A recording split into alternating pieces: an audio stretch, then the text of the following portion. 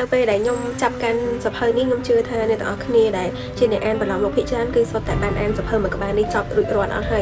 យមានតែខ្ញុំម្នាក់ឯងដែលអានសភៅនេះក្រោយគេក៏ប៉ុន្តែខ្ញុំនៅតែចង់រកមុខអ្នកដែលអានសភៅនេះក្រោយខ្ញុំទៀតសួស្តីអ្នកទាំងអស់គ្នាថ្ងៃនេះគឺខ្ញុំមករៀនសភៅហាងសៀវភៅនៅផ្លូវកាច់ជ្រុងដែលជាសភៅបែបព្យាបាលផ្លូវចិត្តអ្នកទាំងអស់គ្នាប្រកាសជាដឹងថាខ្ញុំអាសាចេញវីដេអូមួយថ្ងៃហើយខ្ញុំបាត់កន្លះខែឬក៏បាត់2ខែអីចឹងទៅប៉ុន្តែនៅពេលដែលខ្ញុំបានចាប់ផ្ដើមអានសភៅនេះខ្ញុំអានឡើងចង់ឈប់ទេអានទៅវាចេះតែជក់ទៅរហូតសភៅនេះក៏មិនមែនប្រភេទផ្ដោតទៅលើស្នេហាទៅលើអីខ្លាំងក្លាដែលខ្ញុំធ្លាប់អានពីមុនមកប៉ុន្តែជាសភៅមួយដែលល្អខ្លាំងមែនតើសភៅដែលមានចំណងជើងថាហាងសៀវភៅនៅផ្លូវកាច់ជ្រុងគឺនិពន្ធដោយបងភិកដាវ៉ាន់គ្រប់ចំណងជើងគ្រប់ស្នាដៃរបស់បងភិកដាវ៉ាន់គឺខ្ញុំសុទ្ធតែបានអាននៅសល់តែស្នាដៃឆ្លាក់លើថ្មភាគ2ដែលខ្ញុំអត់ទាន់បានអានព្រោះខ្ញុំអត់ទាន់បានទិញ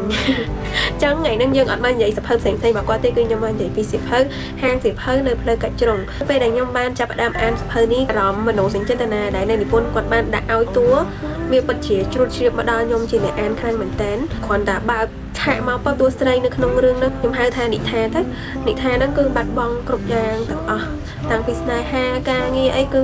បាត់បង់គ្រប់សពធម្មតាមនុស្សដែរគាត់ចូលចិត្តអានសៀវភៅឯងប៉ុន្តែស្រាប់តែលោកតារបស់គាត់ដែលមានហាងសៀវភៅនៅម្ដុំខេត្តសៀមរាបហ្នឹងស្រាប់តែទុកហាងសៀវភៅមួយហ្នឹងគឺជាគេមរតកឲ្យនិថានិថាគឺគាត់អត់ដែរចូលចិត្តហាងសៀវភៅឬក៏ចូលចិត្តអានសៀវភៅអីពីមុនមកឯងប៉ុន្តែសួរថាតើតួស្រីក្រោយពីលោកតាគាត់បានឲ្យហាងសៀវភៅហ្នឹងទៅគាត់ឲ្យតើគាត់បោះបង់ហាងសៀវភៅនឹងអត់ចម្លើយគឺអត់ទេអ្នកនិពន្ធគាត់ចង់ផ្ដល់យើងនៅក្នុងសៀវភៅនេះខ្ញុំគិតថាយើងគួរតែហ៊ានសាកអីថ្មីឬក៏ហ៊ានសាកល្បងអីដែលថ្មីព្រោះរាល់អ្វីដែលថ្មីមានមិនប្រកាសថាយើងសាកទៅសុទ្ធតែបរាជ័យទាំងអស់ហើយប្រៀបដូចជាទូប្រុសនៅក្នុងរឿងនេះអញ្ចឹងថាទៅតែជួបដំបងឯងប៉ុន្តែខ្ញុំមានអារម្មណ៍ថារបៀបថាយ៉ាងអ្នកនរគ្នាធ្លាប់អានសភៅមួយដែលគ្រាន់តែបើកឆាកមកខ្វាច់យើងគិតថាអូយម្នាក់ហ្នឹងឯងថែបខ្ញុំទូប្រុសហ្នឹងគ្រាន់តែឃើញតួស្រីឯងរបៀបថា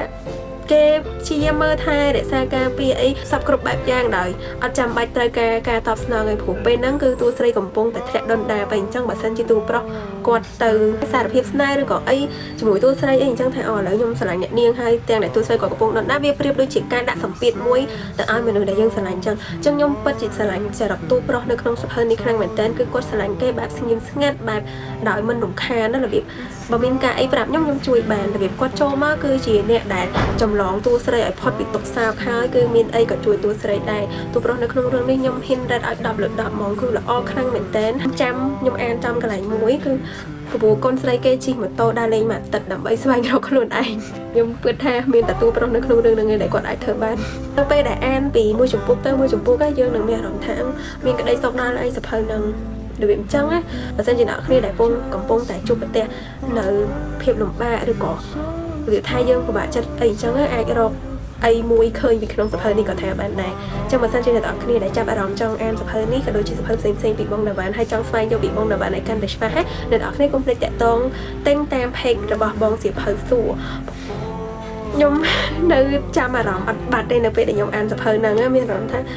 អូយខ្ញុំអត់ដឹងថាគួរតែសារថាមកចេញមកបានគាត់បានបញ្ចូលមនោសញ្ចេតនានៅក្នុងសភៅមួយនេះច្រើនខ្លាំងមែនតើតាំងពីពេលដែលតួស្រីបាត់បង់ការងាររហូតដល់ពេលដែលតួស្រីជួបមនុស្សដែលខ្លួនឯងស្រឡាញ់ហើយនឹងរកឃើញខ្លួនឯងម្ដងទៀតនៅក្នុងអត់ប្រាប់ទេបានទេប៉ុណ្ណឹងបានទេឈប់និយាយទេបាយ